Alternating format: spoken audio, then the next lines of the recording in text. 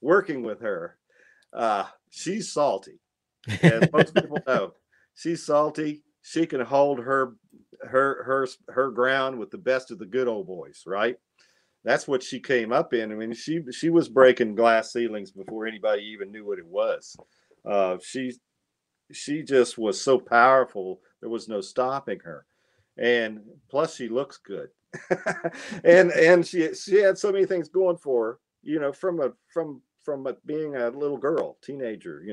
She's well documented, but being with her, one of the surprising things about when we were recording either Little Sparrow or The Grass Is Blue, one of the first bluegrass records that she did. It was The Grass Is Blue. We had, they had hired these caterers that brought in all this really fancy food for us to have, but Dolly had brought uh, a big pan of chicken and dumplings, and we didn't touch the other food. We didn't. We went to the chicken and dumplings because she can't really go to restaurants, Right. because if she orders, everybody comes to the table to get her autograph, and so I've only been in one restaurant with Dolly, and it was sort of like a private room situation, and it was after we had done the Tonight Show or something like that in L.A. And we went to a restaurant, her favorite Indian restaurant. So, and it was great.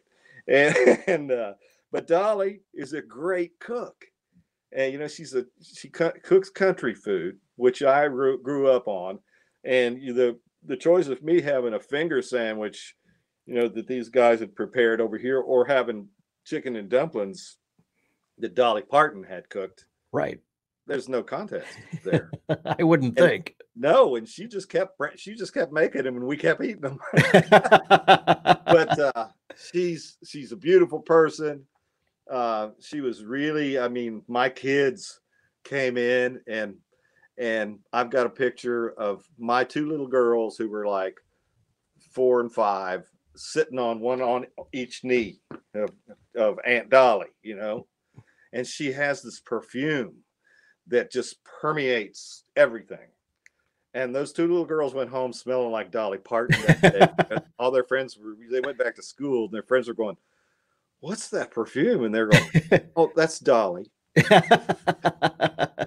And my son Grant took his picture with Dolly, also her sitting on his lap. She's just like, that's what she's like. Uh-huh. And he had it blown up and put on the back of his dorm wall. But she's there was one point we were doing a song called Cash on the Barrelhead, and there was one place, or Sleep with One Eye Open. I don't know which song it was, but I had to cue her.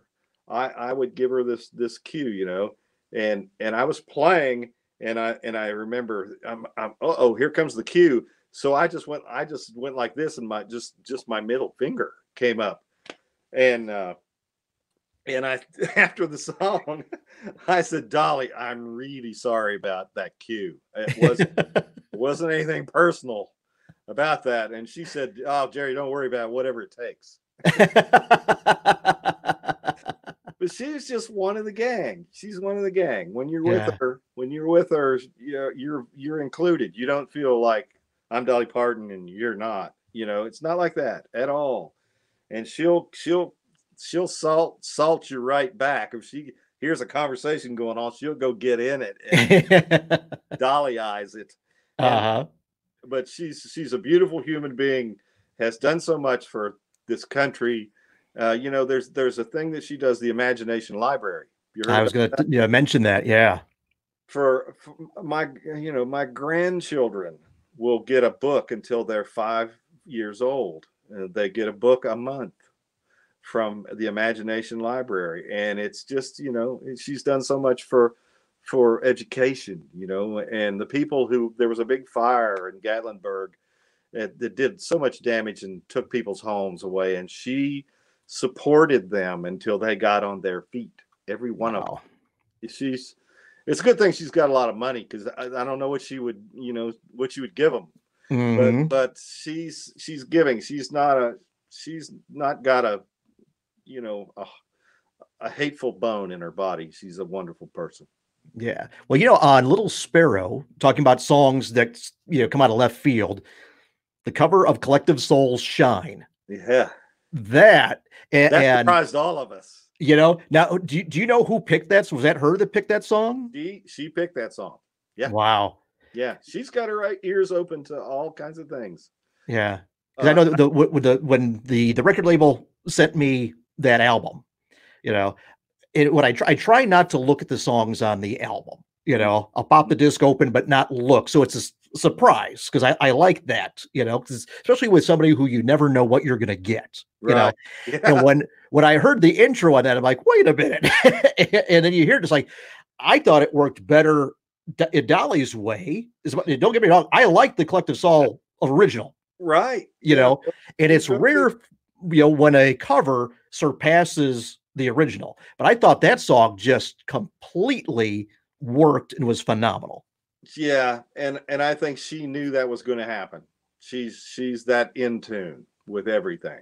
She there's no guesswork anywhere about her. It's a formulated plan. Hmm. And especially that song, I guess she was hoping we could pull it off. She was going to pull it off. She had her part figured out, but the rest of us, we're all scratching our heads. Okay, how are we going to get into this song, Hmm. and how are we going to get out of this song, and and then we'll worry about what happens in between as it goes. Uh-huh. But it was such a great crew of musicians, too. That's the cream of the crop right there when we were doing that record. And yeah, Steve Buckingham was the producer of that record, and everything that Dolly was doing in Right. that period. And he had a great hand in selecting the songs and the musicians, and he asked me at one point, who should we get to play on this? And I went, this is easy for me. Stuart Duncan. Stuart Duncan, and what kind of banjo player do you want? He said, a bluegrass banjo player. So Jim Mills and Hmm. Sam Bush. Nobody plays rhythm like Sam Bush does, and killer solos. And Brian Sutton was, the amazing guitar player of our time. Hmm. And Barry Bales, nobody more firm that I've ever worked with, who can. It's rock solid. He's going to keep it right there. You depend on that guy. So Yeah. it was an easy call. And Yeah. it's not often that you can do that you can put all those people in the same room because everybody's so busy.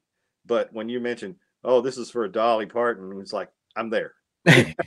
You don't have to ask me twice. Cleared the schedule, no funerals, no. Yeah. So that was Dolly Parton. She should get the Nobel Peace Prize this year.